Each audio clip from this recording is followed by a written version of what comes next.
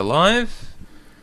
We are streaming, and people can hear me. Good morning, everyone. This is episode 266 of the OotiniCast.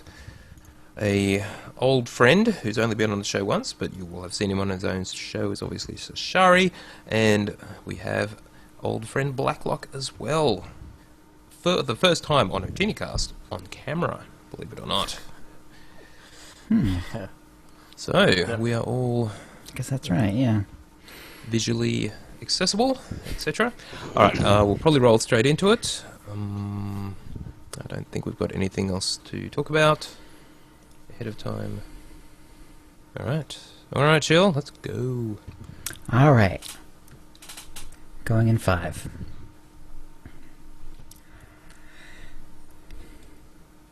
Hi, and welcome to the OotiniCast, the podcast that doesn't know everything about women yet.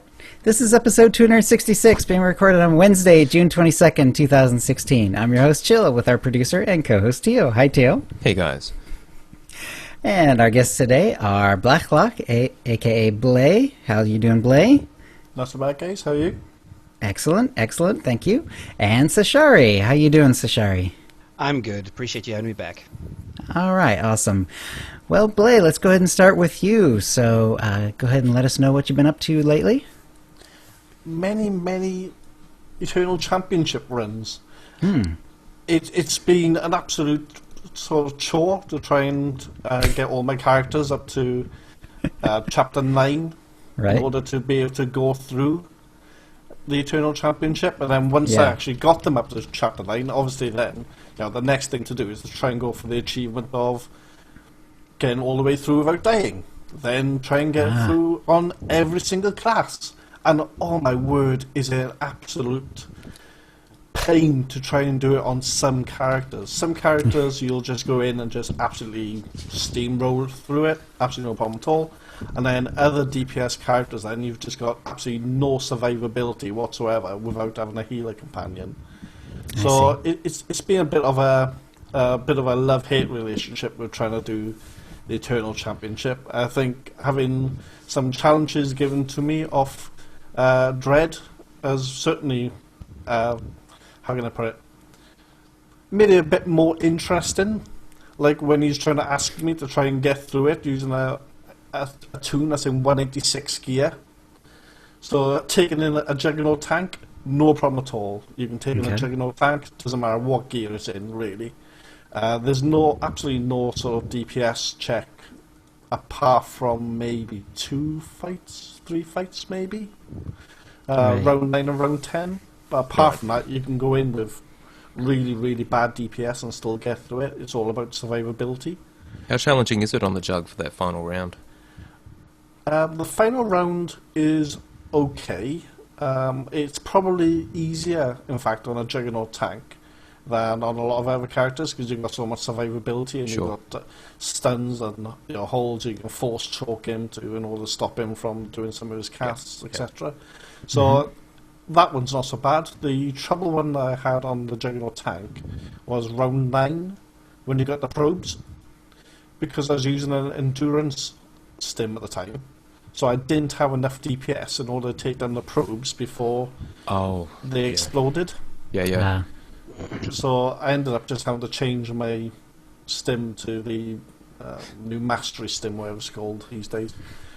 And then I just absolutely just went through it, no problem at all, then first time after that. But I've just been, even tonight now, I'm trying to get the Sprint Champion achievement. And I've just been told that it includes all the conversation times and all that kind of business. So I'm probably just going to give up on it now because the amount of DPS that you need, or the amount of DPS I would need in order to do it, I've made great improvements on my actual times. I took a minute off one of my fights, but even with that, I'm still about 3 or 4 minutes outside of getting the Sprint Champion achievement. So I'm probably just going to give up. Right. It's way beyond me. So Jug Tank is pretty easy. I'm sorry, what were some of the hardest classes? The Sniper I found hardest because of the survivability, especially in the last round. the burn phase for the final fight. As long as as long as you can manage to stab him and stun him, you're fine. But I was using the virulence, lethality, the old lethality class. I was using that, so I didn't have any real burn on it. Okay. So I switched out to engineering, and switching to engineering, I've actually got a bit of burst that I can actually apply and get fights down a lot faster than what I could. It was good to see that Old final boss boss back. didn't have the boss immunity, so you could actually use stuns and interrupts, etc. with Yes. him. Yeah.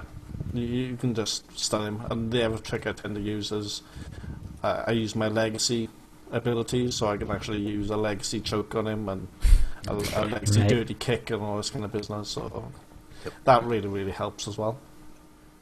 But to try and get to the point where I have at the moment, I figured out that I needed to gear up some of my characters.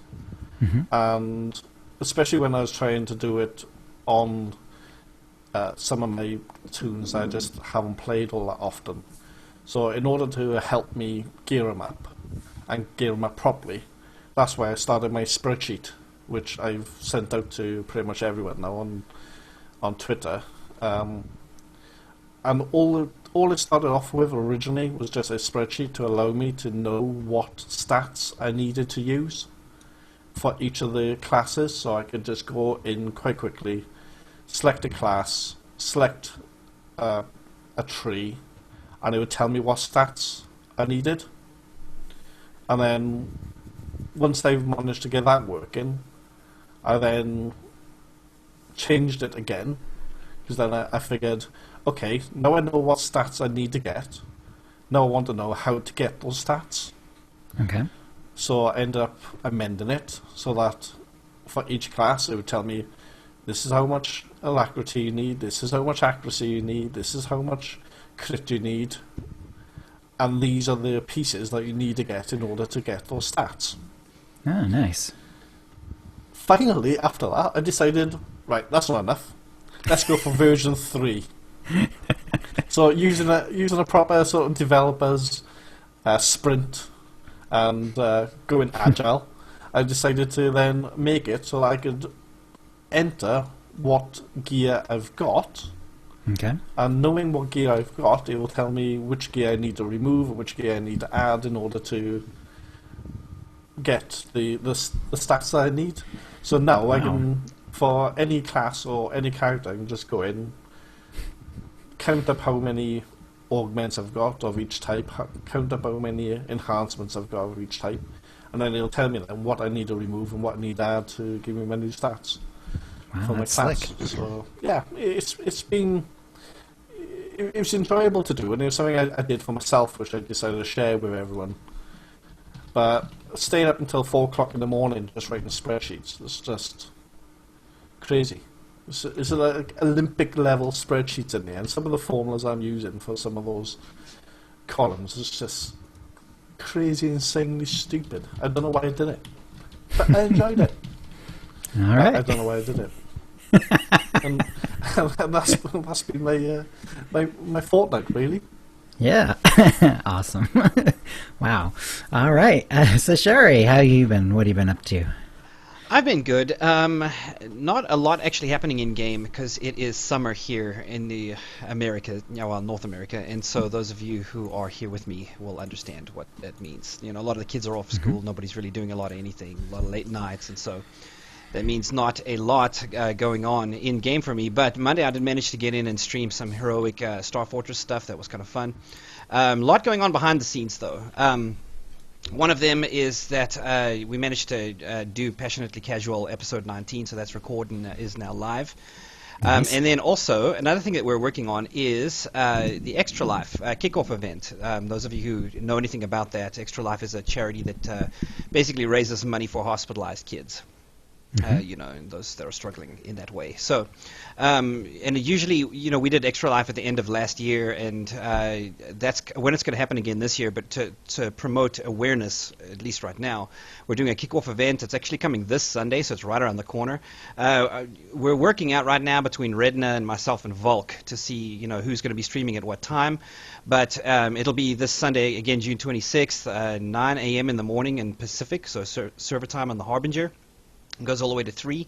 And some of the events that we're going to be doing is the famous Level as Musco event. So you create a character that looks just like Musco if you can. Try to see if you can get that right. And then I think it's a race to some certain level. I don't quite know the rules, but it's going to be fun to get in and experience that.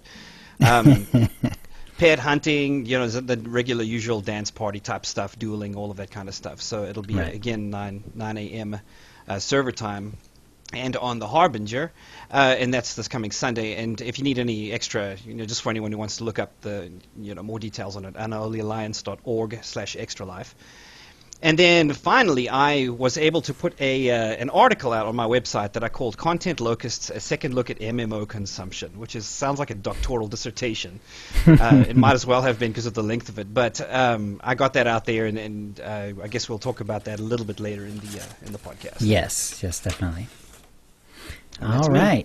Excellent. Tio, how about your week? Nothing to really report from in-game, though I'm very much looking forward to Chapter 15, which is coming next week. Yeah. So that will be cool. And I just did want to mention I did see the Warcraft movie. For anyone who has at any time played World of Warcraft, so you've probably heard the movie is terrible in terms of the reviews for it. It's actually not that bad, as it's just a fairly average fantasy movie, unless you played WoW before. If you played WoW, then there's all this nostalgia that gets that wells up within you as you actually watch it, all this familiarity. But yeah, it's actually not that bad a movie. Extremely popular in China for some reason. But I noticed that too. Yeah, I would agree. It's unfortunately it's not good enough to draw in non-Warcraft fans, but if you're a Warcraft fan or were back in the day, then it's worth checking out. I think SWTOR proves that it's far better to start with the movie and then go to the game, as opposed to start with the game and go to the movie. So yes, with all the Star Wars movies coming out, SWTOR has no problem attracting people via that particular venue. Anyway, nothing else to report. That's my week. Over to you, Chill. All right, well, let's do a shout-out to the chat room. And Bill646 is here, Blay is here, BoDaddy, Calico Bones, Dekion, Drunken Darkside Podcast, Farseer, Fiona, Noblesse, Kirkadoodle, Nick Smith. Let me do this real again. Okay, so Sashari is here, Siskaika, Sertano, Sorta Revan, Tugakan1, Wastegate, Whistling Breeze, and Zamzam are all here. Hello, everyone. All right. And I just did a ton of streaming this week. I streamed nearly every day, or maybe every day, I can't remember. Got the sniper pretty well geared up, pretty much ready for operations now. Maybe not the hardest ones, but certainly all the basic ones and some of the hard modes. And also did a fair bit of PvP on Chill Hulk. And also decided to keep trying other classes and specs for PvP. So started with the Marauder and got her from 57 to 59 last night. Really quick to do that on Rishi, as it turned out. Apparently I had done the the 4 flashpoints leading up to Shadow of Revan on her, based on the gear that she had and so on, and also where the quests were. So yeah, it was interesting seeing Rishi again. Hadn't seen that for a while, and kind of digging the Marauder fighting too. Gonna have to get back into it to really try it. Get another level or two, start Kotfi, and then, like I say, do some more war zones. See if I can really get into it or not. All right, that'll bring us to the tip of the week, and we've got 2 of them this week. Teal, why don't you start us off? Our first tip is from Nev of the Shadowlands server. Quick tip for decorating those large strongholds, especially Yavin 4. Not sure if it has been mentioned previously, but after Swordarista's Decorating Academy segment a couple of weeks ago, I thought I'd send it in anyway. Before entering edit mode, mount up. Then open edit mode decorate to your heart's content, and drive between the different areas. You'll be able to decorate as normal without having to wait to dismount or run between the areas. I've not tried it on a guild ship, but would guess it works there too. I'll probably have to try that. But yes, that is a brilliant, brilliant tip. Because as you know, as you enter Et mode in your stronghold, you sort of lose all your other control. Yes. So, but if you mount up first, perfect. You're So good to thanks, go. Steph. All right, and the second tip is from La Chimba on the Harbinger. If you're traveling and have a security key on your phone, make sure that the time zone and the time on the phone are synced correctly, or the code security code will be incorrect. Bonus tip: don't accidentally delete your SWTOR folder, because 60 gigabytes takes a very long time to re-download, and you lose some of the customized settings you may have. Yeah, I don't know how you accidentally delete a folder like that, but I guess it could happen. Maybe Sounds if to you're me- like, Yeah, it sounds to me like a lesson learned the hard way. yeah, it does. Maybe I it didn't was actually think the customized settings were actually stored in the SWTOR directory itself. They should be in your apps, your personalized app settings, which are under your username on Windows. App data. Yeah. Yeah. Yeah. The UAs are, yeah, I think it's just the UAs though, isn't it? No, they're there as well. Everything, all the account stuff. Okay. You just lose the game, which is, is it 60 gig now? Maybe. You probably think have to it have is, the yeah. PTS as well, I would have thought. It should be closer Maybe- to 30 for the base game. I'm thinking getting rid of the PTS might have been how he accidentally deleted the main Oh. folder. Yes. I think I mentioned before how to do that. There's some files in the assets directory with test in the name. You can delete those safely. But, yeah, messing with that is kind of hard. What I actually did was set up a hard drive install of SWTOR with the PTS. Yeah. So that's all on my hard drive, and on my SSD, my solid state drive, that's where I've just got a completely separate install with SWTOR itself without the PTS, Nice. just to keep that under control. But, yeah. Okay, by a random allotment, the winner is La Chimba. Congratulations, La Chimba. You're the winner of a Tonfon or M83R droid pet code, courtesy of BioWare, and a new OotiniCast provided cartel market pack from the latest shipment. And if you'd like a chance to win the same, please send your tips to OotiniCast@gmail.com by next Tuesday. And that will bring us to the Hollow feed. Tio? Yeah, in case you've noticed, there is a dog here. I can't get rid of him, so just ignore the Jack Russell. All right. Sounds like a code. Sounds like a what? Sounds like code. Ignore the Jack Russell. Sure. And where did you get that image that's behind you, Blay? I'm not prepared to say. I may have had some help. I may have had it sent to me if they requested it. Oh, that's cruel. All right. Anyway, first up, let's just start with our usual reminders of what's been happening, which is not a great deal. But Okay. next week is Game Update 4.6, The Gemini Deception, which is coming on Tuesday, the 28th of June, which is obviously also early access to Chapter 15 of the same name, The Gemini Deception. If you were subscribed on the 1st of June, so that's your second early access of the month. Now, for everyone else, if you haven't subbed or you subbed after the 1st of June, you will have to wait until Thursday, the 30th of June. So this, Chapter 15, is the penultimate episode of Season 1, unless you count Okay. the HK 55 episode, which presumably you don't, because that'll be separate, and we still don't know when that's going to happen. Sometime after Chapter 16, one would assume, unless they slip that in July. Anyway, we will find out, because they're not really telling us. Also, starting on Tuesday, that's June 28th, there is the Relics of the Gree event. So Bandit Contract Week finished last Tuesday. Currently no event in-game right now. So yes, Relics of the Gree. The Gree are back on the Western Ice Shelf on Ilum, starting next Tuesday for a week.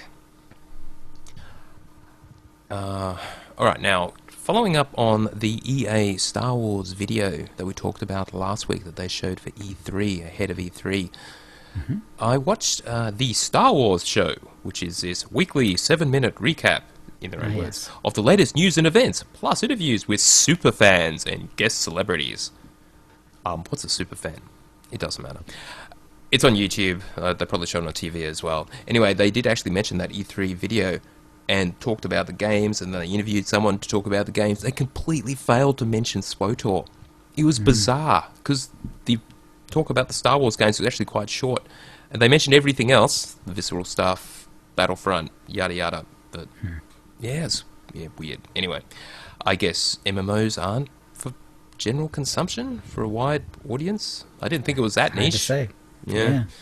I wonder if they created a Star Wars MOBA, would that be big enough to actually warrant people talking about generally? I don't know. Anyway, so moving on. The Eternal Championship, there was an interesting thread on the forums where some guy put up a poll asking what gear level they had, item rating, were they wearing when they actually cleared, as in finished all 10 rounds of the Eternal Championship. And I will link to the straw poll, though as of now, it looks like most people had at least 216 gear. Now, that doesn't mean that's what you need to clear it. It means that just happens to be what these players were wearing when they actually did clear it. Right. A small number actually did it in 200 plus, but less than 208. So, yeah, it's kind of difficult. Anyway, Ben Irving, producer, did jump in and respond on the thread, and he produced their data that showed the item level of the players who actually, what they were wearing when they took down each of the bosses on average. That's so so for cool. example, for the first boss, the average rating was 209.04 is their item rating. And it actually goes steadily up, as you would expect, because each boss is harder, until on the 10th boss, the average of people clearing it was 212.40, same as the 9th boss and the 8th boss. So once you've got past the 7th round, it looks like, they're able to clear it with the gear that they're wearing. But there is a little bit of a jump from 209 for the first boss through to 212 for the 10th boss. That is just an average and completely leaves out the rating or the rank of their companion, which is a big factor. Though the fact that looking at these item ratings are kind of average, I'm not sure what conclusion you can really draw from this, besides the fact it's possible in that level of gear on average. I wonder if it's maybe muddied up a little bit by the fact that it's been out, that 4.0 has been out so long and people have been able to accumulate gear for so long, and now people are doing this content, and so people have hired, it didn't all come out at once, and so you can see, because I think if it had all happened all at the same time and it came out with just right as 4.0 dropped, you'd probably see a lot more people clearing it with early levels of gear. That's true. That seems to be. I'd agree. Plus, I think looking at those averages as well, the difference between 209 and 212 is probably only upgrading one piece. Pretty up to much. 216, up to 220. Yeah. So that's not a lot of difference at all, really. Yeah. I'd say the numbers are sort of skewed by the fact that there's going to be tons of people who, have max gear and did the whole thing. So, if you get what I'm saying, it's not like a lot of people are dropping out after the 5th boss, 6th boss, 7th boss. A lot of them are just running it to the end. So I'd love to see the average rank of the companion that they cleared each of those bosses with. That would be fascinating in conjunction with the average gear levels, yeah. Yeah. I also wonder if maybe it's kind of that raider mentality to go finish the op, and maybe, the people that are the ones that have the most gear have that kind of mindset. I'm going to finish this content, and so they push it all the way to the end and get it done. Yeah. Whereas other people are more casual and they play until they're kind of sick of it. If I can't fight this guy, I can't win. I'm just going to call it. This seems like a good place to stop. And maybe that factors in some. I don't know. And the fact you have to do it all in one sitting, and unless you're really good and just burn through it, it can take a while, like at least an hour. Actually, Blay, you've done it so many times. What kind of average playthroughs were you seeing on your characters? About 19 minutes. Start end okay. at the moment. All right. I've only done it I've only finished it once. I haven't actually been back. And that took me at least an hour. But I had to learn the fights. So Yeah, it's 19 minutes though on my best DPS. So on my lowest DPS, I'm about 35 minutes. Okay. Yeah. So, Blay, I imagine that you have already got it committed to muscle memory, getting through those conversations with the terminal between the fights. Yes. It's like that boom, boom, boom, annoying when you're done. pause. God, why? Why is there that pause? Anyway, It's frustrating. it is. according to Dread, Blacklock Gaming, that's you, Blay, has done it 956,789 times. I think that's probably close, but maybe a slight exaggeration. I think he's probably watched at least half of those as well. It's only a slight exaggeration. Only For sure. slight. I have been absolutely hammering it recently in order to try and get that one achievement that's left. I just can't get. I think I'm just going to give up now. You can't do that, Blay. Come on. I need to get to. Well, I need to get my companion up to at least level 40 influence. This is a guy that I've just watched just before the stream. I need to get him up to at least level 40. I need at least 6 piece, and the 6 piece needs to be in 220 or 224 in order to get the achievement. Apparently, according to SWTOR Economics, the price of rank 5 companion gifts has been steadily dropping over the last few weeks, so you've got no excuse, at least, for ranking up your companions. That's true. That is true. I did see that tweet earlier. Don't give up. You can do it. That's because of It's you bad as guys dread. talking about how cheap, everybody's got those things saved up and are now cashing it in, Oh, yeah. flooding the market. So there you go, time to buy. Oh, yeah. That was such a great tip. Okay, moving on. Let's talk about the light side versus dark side competition. And I don't think we mentioned this, but you remember that TV spot that they did where you have it was live action, you had normal people, grabbing lightsabers and all running Yes. together. Is there a chance they'll actually finally use that footage for advertising this? Because they haven't actually used it for anything. It's just presumably sitting there, so... And it would kind of make sense for this, but we'll see. Anyway, we don't actually know anything about the competition because they haven't announced the details yet. They're going to do it tomorrow, on Thursday. Right. We're recording this on Wednesday. I was really hoping they get the information out because it's supposed to start on Tuesday, 28th of June, along with Game Update 4.6, but no. What we do know is just confirming that, I'm pretty sure we covered this already, that the new companion that we're going to be getting, which will be either light side or dark side influenced, based upon the light side and dark side choices of the player community during the months of the event, is new. So just re-emphasizing that it isn't like Jay said they're going to bring her back or anything like that. It is a completely new companion. They also said that diplomacy mission rewards, in terms of rewarding light side and dark side points, don't count. So you don't have to drop a profession, get diplomacy to kind of boost up your light or dark side points. So that won't work. So yes, just have to be presumably through conversations. It's good to know. Yes. I'm quite keen to see how this is going to work because they mentioned there's all going to be rewards and different tiers, and didn't they say there was like a level 6 tier reward for taking part in this event? They did mention it was multi-tier, yeah. So what does that mean?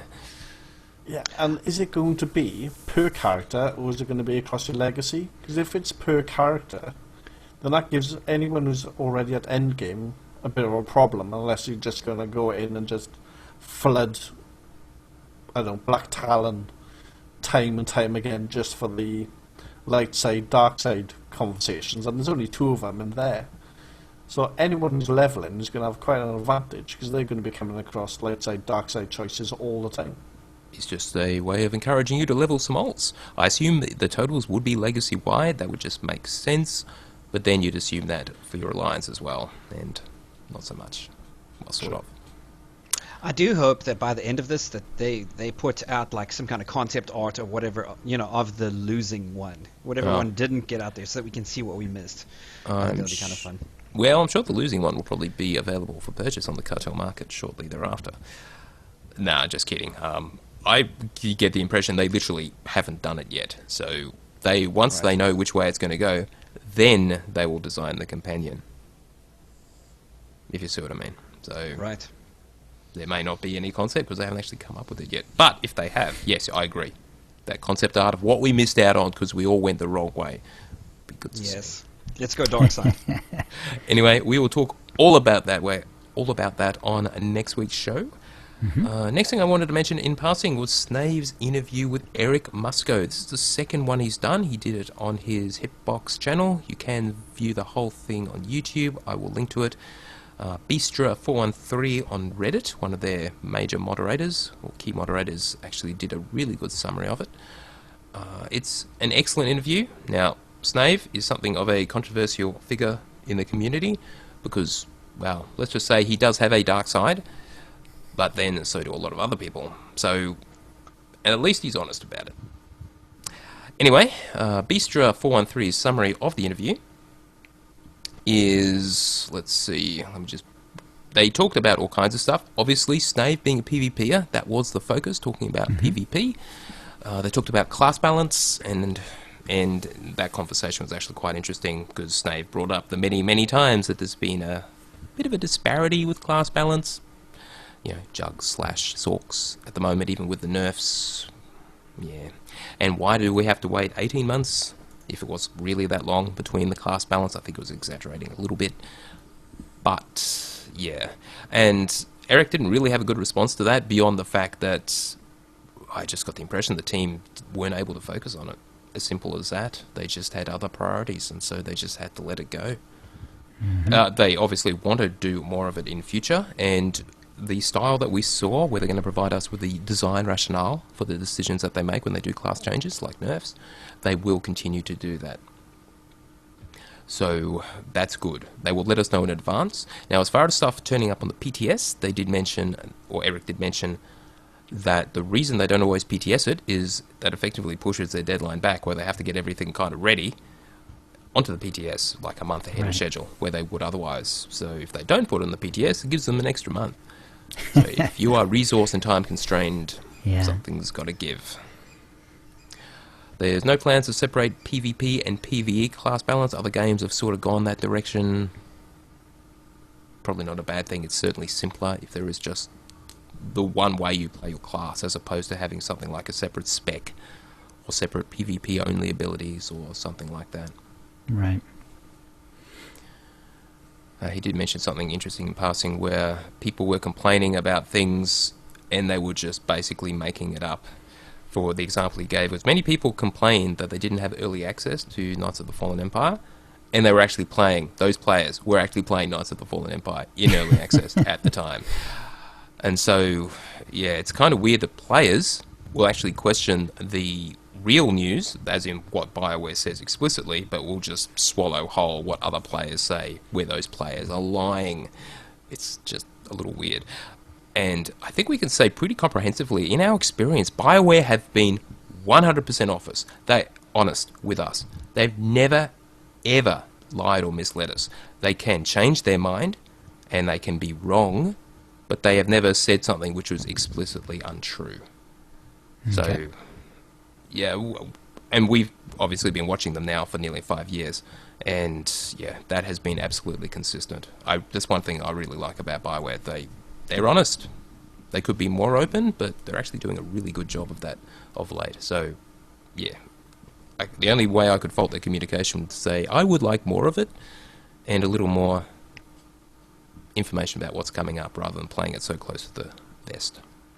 But that's a principled approach too, right? Like they don't put false information out there, and and they want it to be a dead, like a certainty when they do. So rather withhold if that's not the case, if those conditions aren't met. Yeah, yes, it's true, and they have stuck to that. I would say they've been honest, but I would say they've also exaggerated on occasions with the unprecedented. Oh, that was just hyperbole. Rewards. Deliberate hyperbole. Come on. Yeah, but it's slightly, sort of. I don't know. The rewards are extra, and anything extra, I just think it's extra and it's brilliant. I would be paying the subscription anyway, so it doesn't actually affect my decision whether I let go or not. It's something extra. It's bonus. Well, they do have to sell their game, right? Yeah, but like to hype it up a little bit to get people. Yeah, but that was incredible hype. Now, Sir Salisbury does mention the whole better than cross-server thing, which firstly was not an official communication. As you mentioned, it was Michael Backus or Bruce McLean talking at a cantina about that. And yeah, I'm sure they had some ideas, which is why they never did officially clarify it, because they actually didn't have any solid plans. They probably just had ideas at that point. And some of that's been realised, apparently, in the gameplay focus areas, the PvE and PvP instances, which actually Musco talks about this during this interview. Hasn't quite worked out the way they thought, because most people keep away from the PvP focus areas. Who'd have thought? People actually just want to do questing without actually having to worry about other players? Oh well. So anyway, now there was something else he mentioned. They are going to work on more, or taking the existing war zones and making them cross-faction in terms of mixed teams on any given side, just Nice. like Odessa is. And the only problem with that, according to Eric, was the voiceover and just the whole... Even though they've got the simulation aspect of it, they've still got teams versus teams. So, they've just got to mess with that and re-record, apparently, some voiceover. Though, as Snave said, if you have a little bit of disparity or discontinuity with the actual story versus being able to have a Q-pop because you can actually mix your teams, I think most people would prefer the actual Q-pop and don't worry about the voiceover. Right. Yeah, I think Snave actually said, please tell me it's not due to the law and the voiceover. Eric did mention there were other technical considerations. So, though the fact they have it working with Odessa does kind of imply that the behind-the-scenes stuff for that is actually in place. But Right. Well, it may have been easier when they built it from the ground up to be that way. So. oh, and Rachel clarified, technical limitations was the exact wording that Eric used. Sure. Anyway, something they probably can actually fix. And Jesus Christ. Sorry, wriggling Jack Russell here. And finally, I did want to mention that Eric said that in that picture that we talked about during the Star Wars video from EA, Eric isn't even at his desk, so that must still be the old building. And all they did was get a bunch of people to sort of move around, fill in, because some people were away, and just, it's all basically staged. That isn't actually the whole team or anything like that, so that actually makes sense. And now you think about it, that does actually look like one of the rooms we saw, but sure, when we were there. But yeah, there's a lot more to it than that. Fair enough. So does that count as false information, that they all had to move each other around to make it look like they were all there? If you've ever done any kind of photo shoot, you know they're always staged. Yes. Point there and look like you're right. Yeah, anyway, that kind of thing. Anything else about that you want to bring up? Okay. Well, I was just going to mention that there's part of it where they're talking about incentives to try and get people to go onto the PTS. And one of the things that Musco said was, by doing that, you end up having a load of people who are going on there purely for the incentive, and it didn't actually work out as well as people think, because they're just going on just for the incentive, and then they don't get any meaningful feedback or information from it. So I thought that was quite interesting.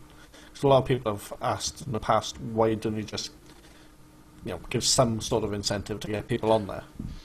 Well, people would game that way too much, just do exactly what they were asking for and then stop. And yeah, I'm not sure what you would get out of that if you did provide some kind of reward. Yeah. Yeah. It's a hard problem. And they did say the people who tended to be on the PTS were the hardcore, whereas they tend to balance more towards the middle rather than the extremes. Right. Because most players, by definition, are going to be average rather than the hardcore, of course. Yeah. All right, that's Snave's documentary. I will link to that so you can actually watch it for yourself. Eric did comport himself very well. He's even though Snave was as I said, the perfect host, and all the questions were pre-prepared. But yeah, no, it was actually really good, and they will do another one sometime soon. And finally, in the news, there's a documentary that was created by Kaleido.com for BioWare, where they specifically talked about Star Wars The Old Republic, the BioWare story. It features many familiar faces, such as James Olin and Charles Boyd and various others, and they just talk through the development of the game from conception all the way through to where we were now. James Olin made some interesting comments about the sheer scope of SWTOR at launch. The fact that there is so much content there with the A-class stories and just the vast, vast amount of stuff on the various planets and all of the missions. Yes. so many of which are now just exploration missions, which is kind of tragic in my opinion. But yeah, it is a huge, huge game and a massive achievement. And it's unsurprising that they just can't, I don't think any company could have continued to produce that volume of stuff, especially with all the voiceover and everything else. And remember, SWTOR did cost a lot to develop, so what they have managed to produce, even with a reduced size team, because that's all you can really afford, is still damn impressive. It just can't be the sheer scale of what there was at launch. Anyway, you can find that on YouTube or at collider.com, and yeah, it's just an interesting blast from the past, just a reminder for the development and what they put into it. Alright, now let's just talk community briefly. We did have an iTunes review from Julia Jerry from the USA. He says, 5-star review. I can't sum up how good OotiniCast is by saying that I still listen every week, even though I haven't played the game regularly for 5 months.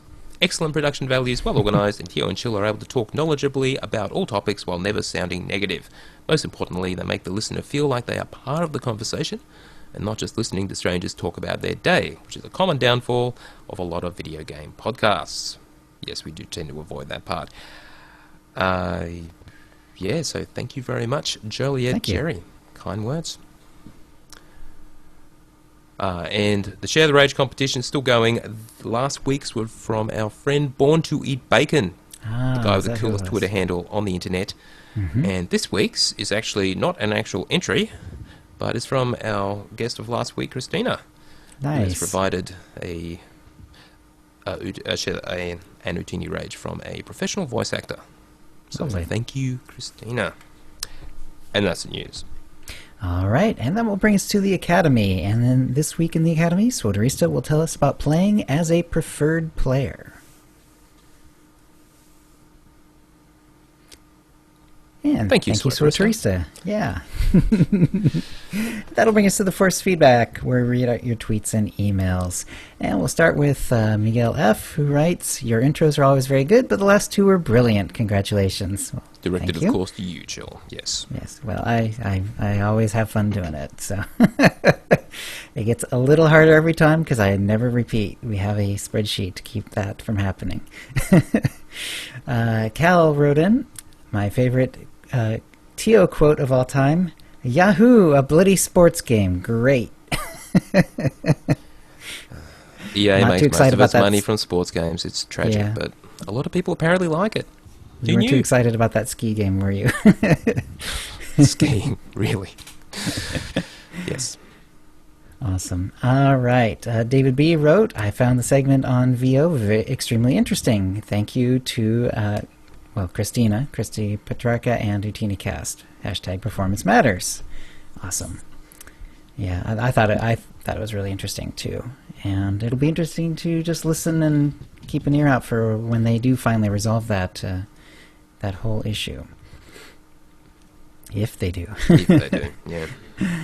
Bill Lentz wrote, I'm an outlier, evidently. I'm a strong INTJ. Oh, that's right. I forgot to do that. I was gonna jump on one of the sites that lets you know your your personality style, but I've not done that. Bill Lentz wrote, I'm a strong INTJ, but my first tune was a light side Jedi Sentinel.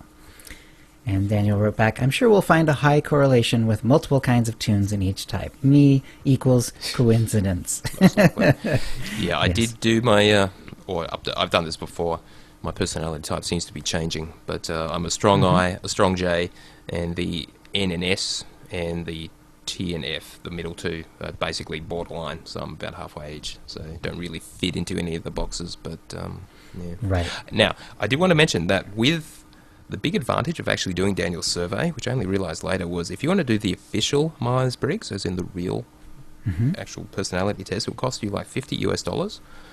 So, and Daniel's, through the survey, you'll do it for free because his department is paying for it. So if you do his survey, it then links you through to the Myers-Briggs, and you get it for free. So that is a huge maybe I'll just wait for that then. Do it. Oh, yeah. I'll just wait and do it then because it's coming up again officially in a few weeks. Yeah. Yes, mid-July, I believe he said. Yeah, he needs that final go ahead. And who put this in? I'm not sure. I it's did. a Jungian personality distribution. Okay. Yes. Very nice. different, and then there's global, and then there's what's on Reddit, which, and boy, is there a disparity. That's pretty funny. God. Yeah. INTJ, very common on Reddit, very relatively rare globally, as opposed to, say, ISFJ, which is very common, the most common globally, not terribly common on Reddit. Interesting. I think something about this graphic that really stands out to me is that INTJ in the regular population are about 2.1%. But look how overrepresented they are in, at least in discussion forums like Reddit. So I think there's something definitely to be said about that. But if you look at all of the ones with S as the second letter there, those are all your sensors. They're the people that like to be out in the real world. Right. So I think what this shows is that there are people, that all those people are out there in the real world, and then all of the people like us that are in our mother's basements gaming all the time, playing MMOs, we're the ones sitting on the discussion forums. And I just think it's funny. Way overrepresented. And I kind of wonder if that's going to have an effect in Daniel's survey results as well, That would be really interesting, yeah. Right. Can he get enough of the other personality? Of course, part of the point is for him to find out what kind of players are playing SWTOR, so... Also note, all the I's tend to be very strong on Reddit. Well, not all the I's, about half of them, as opposed to all the E's, who are extroverts, who are obviously, versus the introverts, who are extroverts out there in the real world as well. Not just and your senses as well, of course. Interesting, very interesting. Thank you. And let's just jump down to this. Something else that I picked off Reddit was this straw poll that someone put up, and this does, based on what we just saw in terms of personality types, this means that the audience for this straw poll was very much self-selected. The question asked is the sole reason you play SWTOR the fact that it is the only Star Wars MMO? And as of the time I took this, the yes was at 54%, and the no was 46% from 1,354 votes. So a fairly good sample size, even if the audience is self-selected. So let's you can't really draw any conclusion from that. So let's just ask all of us. So let's start with Chill. Chill, is the sole reason you play SWTOR the fact that it is the only Star Wars MMO? I would say no. The reason, the operative word in my case being soul. I mean, it is that's one of the reasons, but it's not the only reason.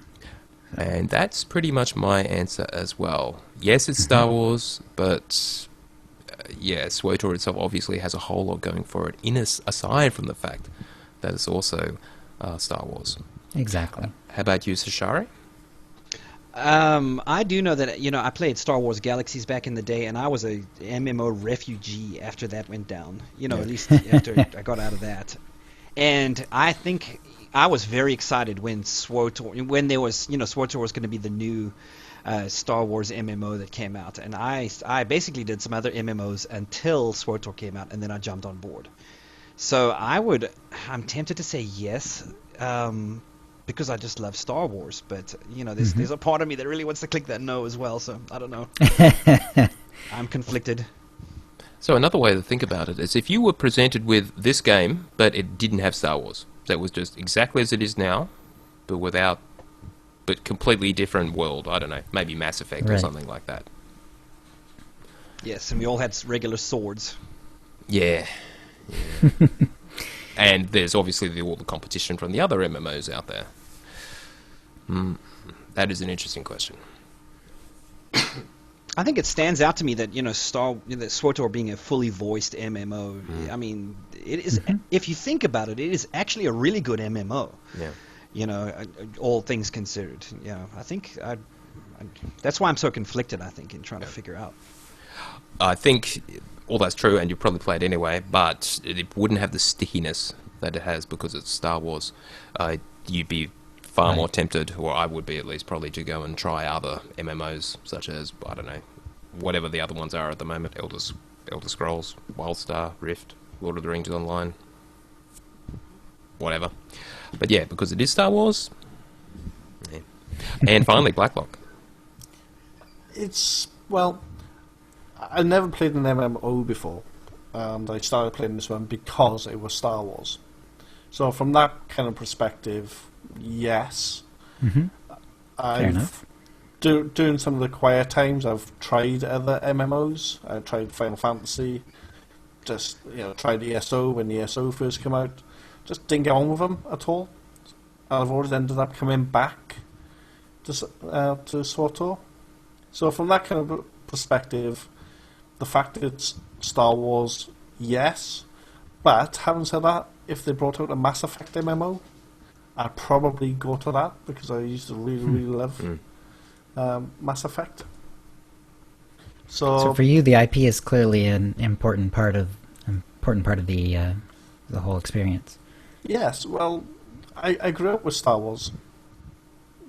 The first Star Wars movie came out not long after, a few years after I was born, so it's too young to say it initially, but I remember every single Christmas growing up, Star Wars would be on TV every single year. Mm-hmm.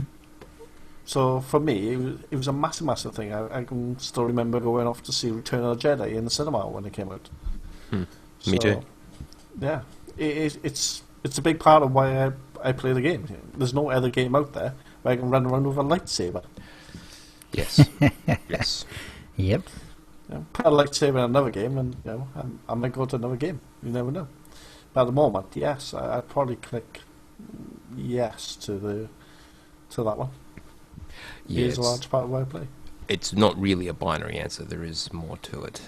Typically, it is nuanced, as is pretty much everything in life. All right. All right. Let's see. Going back, worst DM ever wrote, of the multiple SWTOR podcasts I listen to, OotiniCast is by far the best. Well, thank you. Thank you. And I'm sure you're not that bad. As a DM. That is kind of a funny handle. Johnny, who is born to eat bacon, writes, "G'day, mates. I believe it was Arthur C. Clarke who first wrote of towers reaching orbit. He theorizes that towers could be built which would connect to geostationary satellites. The tower would connect the Earth with the satellite and thus be supported by both. Think of a giant elevator reaching a geostationary space station, with each floor having offices and residences, and even bars and restaurants serving bacon." He went on to write about similar towers constructed equidistant around the globe that could then be connected by a giant ring. This is basically a concept for handling the ever-growing population without colonizing planets that we may never reach. Your comments on the towers of Zakul made me think of this. It's something I'll never forget. While I understand the logic behind it, I can't imagine how to build it. I have a bad feeling about this email. Well, yeah, the whole space elevator thing, it's been theorized. I mean, I guess you could say it's theoretically possible if you find that magic material, which actually has the correct properties to allow you to do that. And there are certain problems where the actual length of it, you go out to the geostationary orbit position, which is actually quite a long way out. You've actually got to have at least that length beyond it, otherwise it will just not be steady. So that's a lot of stuff to actually put into it. So, yeah, where would you get all this material? Presumably be farming the asteroids. Yeah, anyway, it's a actually fascinating topic, but don't look for them soon. Probably from the same place they got the Death Star. Yes, in Star Wars, maybe. Now, if it had a way of manipulating gravity, maybe, but yeah, no. Not yet. Right. And Born to Eat Bacon continues. A Facebook quiz nailed me as INTJ, Emperor Palpatine, and so did the official Myers-Briggs given at work. So there's another way people sometimes get that I think, test. As Ashara said earlier, I suspect you're going to find a lot of INTJs among MMO players, generally. Most likely, I would say that's probably correct. And let's see, he also writes, "I'm going to use my 11,529th tweet to thank you, Daniel, for all you do for the community and for being a great guest on OotiniCast." I think we can agree with that. Thank you, Daniel. Yeah. And let's see, Blay. "Just listening to this week's show, I want to know, can I get through the survey faster by spacebarring through it?" Cute, Blay. Cute. That's funny. I think it's a legit question. And Alex wrote, "I finally got to play some SWTOR again. Here's me sitting down and watching Brandon Elstar's stream." And there, yep. On Odessan. Yep. Very nice. He did a little /sit and had a really nice screenshot out of it. Yeah. Looks good. I will include that in the show notes. Mm-hmm. And let's see. Charlie wrote, this will be Kranatoko, I assume. OotiniCast just found this. Haha. And it's a picture of a balloon sculptured Jabba the Hutt with a gender-swapped slave Leia. And yet it's somehow marked as just like watching a scene right out of the movie. Nailed it.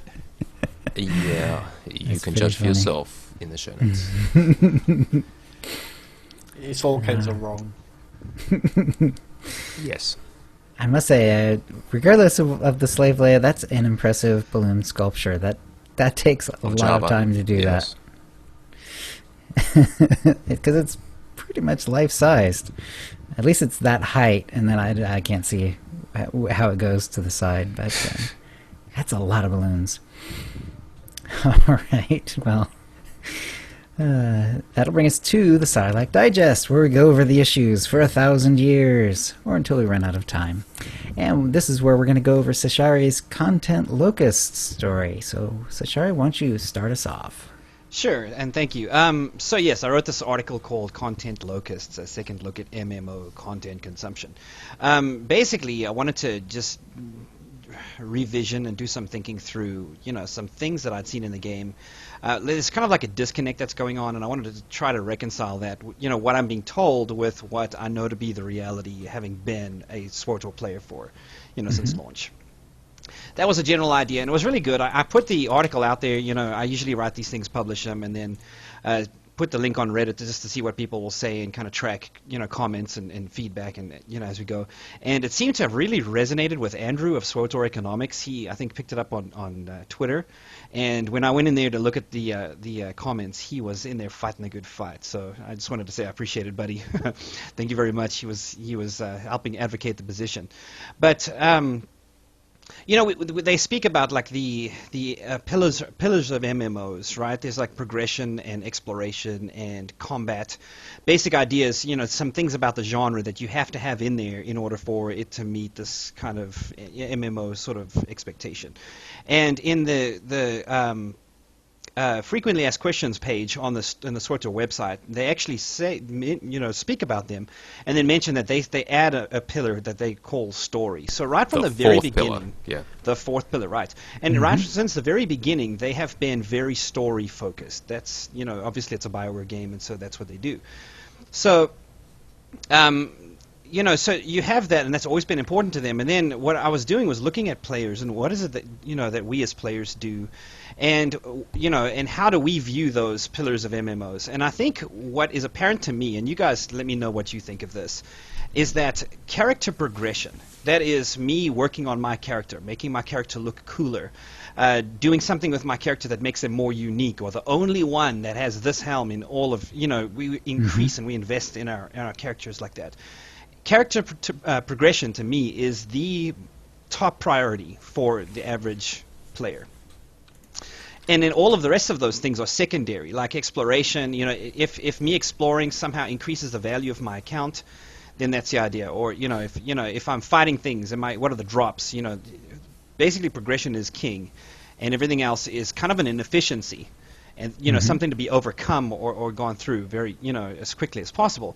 So if you look at what it is that we've done in some realities about playing this MMO, you see recent things that have happened, like people complaining about nightmare mode operations, gear drops. You're right at the end. If story-wise, there's not really anywhere to go from there. But people are wanting the gear, and I think it's because they want to do that as a means to working on their characters, to continual improvement of characters.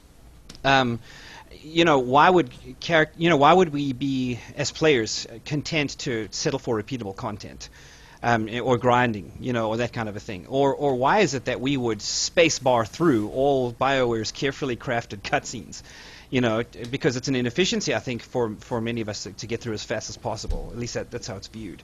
And then you see some things recently, some changes that have happened, like streamlining all of the story content, where they've bumped up the XP to 6 times XP. All you have to do now is the character story and the planetary story arcs to basically get through. all of the rest of the work that they've put into that, which, Tio, as you say, it's a tragedy. I think it is too, because all of that work and all of that story is being set aside so that people can get through the content faster. And then you get people, like the cartel market, there's Kylo Ren's lightsaber, that everybody wants, because if you can be one of the few wielding that thing, your character is like super unique. And the Insta-60s, why, they don't make people push all the way through the story. They make them, here, let's start at the end and kind of just experience the end, and then you're at endgame. So all of these are realities that I'm looking at that are, to me, very indicative of what I think is a fact, that character progression is king. Me working on my character progression is the point. And so in story, we will push through as a player base if it serves that. If it doesn't serve that, then it's an inefficiency, and we don't really want to have to put the effort in. Rather just skip it or wait or sit out and then just kind of knock it out all at once, as long as it's not gating me doing that again. And so that's really, with that in mind, I come to the idea that, let's think back through this group content that we want. I think what has happened is that BioWare, or actually all MMOs, what they do is, for super high tiers of gear, they gate it behind the group content, because it's hard to get a group of 8 competent people together that can learn and adjust and work together and nobody make mistakes and and manage stress to get all the way deep into nightmare mode operations.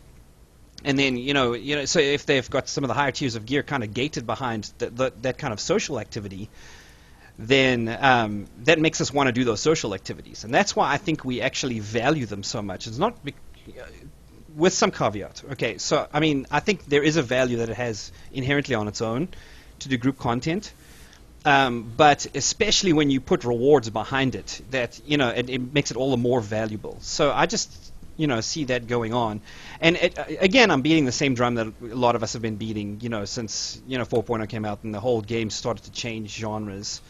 I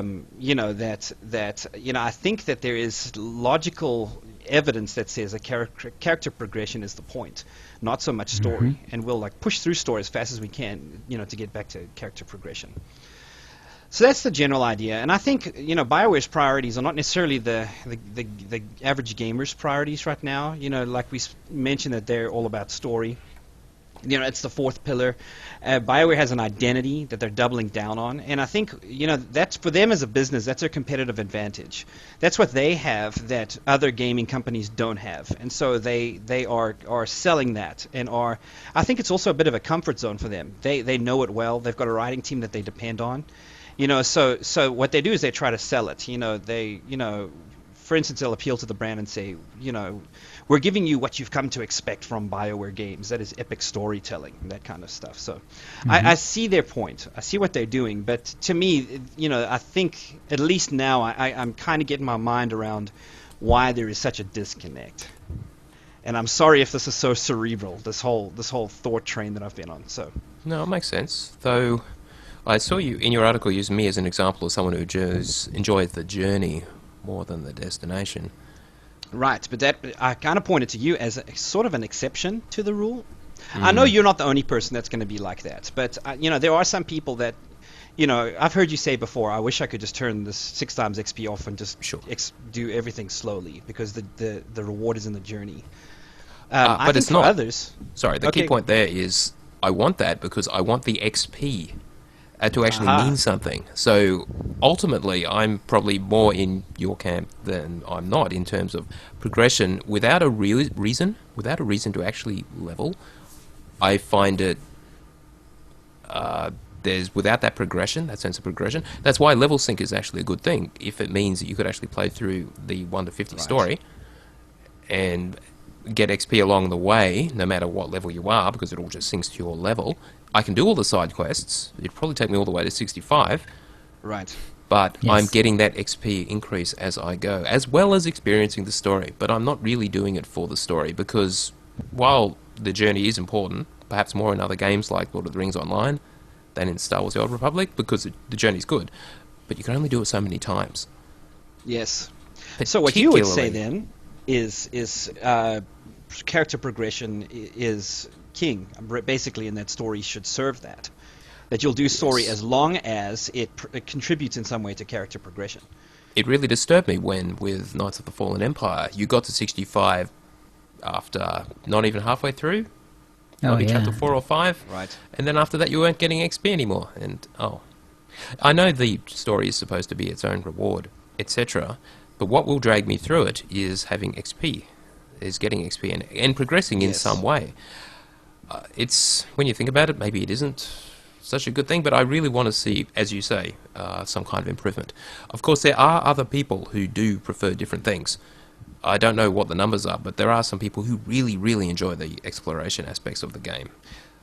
There Yes. is the Richard Bartle test, where people classify themselves as explorers or killers or those other types of characters. So some people really are in those different aspects of it. So I mean, in the article, I myself point out, I'm an explorer. That is, it's interesting that you mentioned that. That's what I do. I've done all of the datacrons. Yep. As I level through a world, I explore absolutely every area of the world. I want Sure. the entire map unlocked before I move on to the next one. But once I'm actually done with the story, the planetary story arc, and once I'm done with my character stories on that, man, I'm like, let's get this done. Why am I driving around Hoth? Picking up Yes. all of these. absolutely. Because I want to press on. I want to get back into that. So I think even though I'm an explorer, I just even doing some soul searching. You know what I'm saying? It's like I don't know if the point still stands. So All right, what about you, Chill? Well, what this makes me wonder is if over time, by sort of pushing off operations and so on and just focusing on the story, if they're not trying, or if they just naturally won't attract the kind of player that will be interested in exploration rather than progression of a character, because the progression of a character, let's get to end game folks, they're not going to be playing this game right now. But the people who are interested in just in story, when it comes to Kotfi, will presumably also be interested in, experiencing all the side missions at some point and finding all the little, secrets of the game and becoming Datacron masters and stuff like that too. They need more gamey bits, basically. Just stuff. To use a recent example, in Warcraft they provided the whole garrison system, which is more than just housing. There's all kinds of mini-games kind of thing in there. That kind of thing gives you a reason to come back and do stuff, even if once you're at endgame, because it's another kind of progression. Alternate advancement is what they call it, like in EverQuest. And EverQuest 2, AA, alternate advancement, where there are other things you could do, again, to increase your characters, to progress. Just to progress. In SWOTOR at the moment, I guess you can rank up your companions. I mean, that's a kind of progression. And influence with the Alliance guys. Right. But even on a functional level, I think once you've progressed one of your companions to the point to where 50, they are super uber, there's kind of no point. I mean, functionally speaking, you're done. There's not really a point to doing it. If you're a crafter, you may want to rank up others for that advantage. Right. But for a regular player, I've said this, I realised this fairly early on, I just need one as my whatever I want to support me, and the rest I can just ignore, because what's the point? Right. I will say this, like, as an explorer, I miss worlds that are vast and are unconquerable. Yes. I miss Hoth. I miss even Tatooine is fairly large, and Alderaan. I miss that kind of thing. Yeah. Even where there are like areas where they're really, really rough. I remember, Alderaan Forever. There was that whole section, King's Pass area, where they were all significantly higher level than me, and it was kind of, I couldn't go there until I had to come back to the planet to explore that, or Nar Shaddaa, where you can get down in the depths and just get lost, down there. I love that part about this MMO, and I'm kind of missing that, I think, since Kotfi came out. So there's definitely been a change of focus and a reevaluation that's happened as far as the pillars of MMO gaming are concerned. It's kind of tragic. They're just focused on that to more or less the detriment of the rest. And, well, I'm not happy with that. I really, really want more MMO bits. Again, they've been saying stuff which kinds of implies that it's coming. And the Eternal Championship really certainly was something along those lines. That is Yes, something absolutely. you can get your teeth into. So that was an excellent example of the kind of stuff they could do. Mm-hmm. But it's not enough by itself. So more, please. That will give us that progression carrot. Just give me a list of things to tick off, a number Right, to hit, and I'll if be there are happy. no levels, if there are no more levels to be achieved, give me gear. Because gear is a way Yes. to keep bouncing basically, it's all about how can I get bigger stats is really the question underneath it all, Right. Then So, again, what do you need it for? Unless you're doing the progression stuff of That's all true. those operations, which are a little dated at this point. But at least they're relevant to get you that. Are they going to do another Right. tier of gear? We've mean, got I no have- hint of it. yeah, I have Lana up to level 35, I think, right now. And Right. I can do Eternal Championship, and I can do the heroic Star Fortresses. Right. And I'm evaluating and I'm not really doing much by way of crafting. So what is the point of going anywhere further with that besides just to say that I've done it? I wonder. Functionally speaking, Zero. I'm there. Yeah. So, a lot of thinking in that sense. So what about going forward? We really have no hint about what they're going to do. Their suggestion is it's just going to be more of the same. And is that going to be enough? That's the question. What about you, Blacklock? Mr. Blair, you haven't said anything? Well, it's a bit of a tricky thing. I miss the days when I had a reason to actually go back to the planets. There's no reason at all to go back. Even when you're doing the normal story mode, when you're leveling, there used to be the bonus series, so you could go up and then get to a certain level. Then you couldn't do certain missions because there was a level gate before you could actually do them, so you'd have to go to the next planet and then come back after you finish the next planet to do the bonus series. And all that's gone now. And even the new content with the new planets was cool. If I wasn't going down there in order to do the Eternal Championship, I'd have absolutely no reason whatsoever to go down to Sakul. Sakul, If I was a yeah. crafter and I wanted mats, maybe. The new area for chapter 14, is it? Yeah. You can go back to? Why would I? For what purpose Right. would I want to go back there? Yes, it makes a great place to have, to build sandcastles. But apart from that, I've got absolutely no reason to go back. And there really is just that compound on Divanis. That's pretty much it, right? There's Yeah. nowhere else. Yeah. Now, they have tried to bring us back to these worlds by bringing heroics back. I mean, to be fair, they have sent us back into heroics. But I think, even for me, like once you farm them enough, and even then, if you think about it, Tio, weren't you working on a spreadsheet to like which are the fastest ones, which are the ones I can knock out as quick as I can? So we're doing Yes. it there as well. How can we Yes. make this as efficient as possible? And the ability to teleport directly there does kind of, well, they could be anywhere. I mean, who knows? Yes. So it was a good article, and I think you do have a point. Progression is more or less missing in a world where it's story. Or I guess all we can say is express how we feel and hope that BioWare is listening and have some really cool plans for the future. Yeah. And with the numbers hidden to Right. us, it's not like we can say, here's a way to interpret these numbers. Have you considered it this way? We just don't have that data. So we are having to rely on, all of these other things and observable things and whatever we can get out of EA, but we just don't have the data there to actually in my opinion, put together a player proposal, quote unquote, and says, hey, here's an idea. Here's more of what we'd like to see, Yep. If you're going to go in this direction, here is an idea to maybe leverage that or use that. Who Well, knows? my Google Trends proxy for interest in the game is certainly loud and clear as far as what it's saying about how the community generally thinks about this direction. But apparently it's profitable, so Right. and when you're a company, that's all that matters. All right. It worries me. I write these articles that are like, BioWare, here's the damning truth. But I'm invested in this game. I want it to thrive. Yes. I love this game. I don't want to actually go play another MMO. I want to be here. I love Star Wars. I love this, and so I want to, and that's really the heart that I'm coming from in this. Is I want to, I want this game to thrive, and I want the community to thrive, and I want new players here so that we can make it work. So, you do what you can to see if you can offer feedback and be helpful. And if I get what the point is of the community saying, "Hey, we're kind of going in the wrong direction."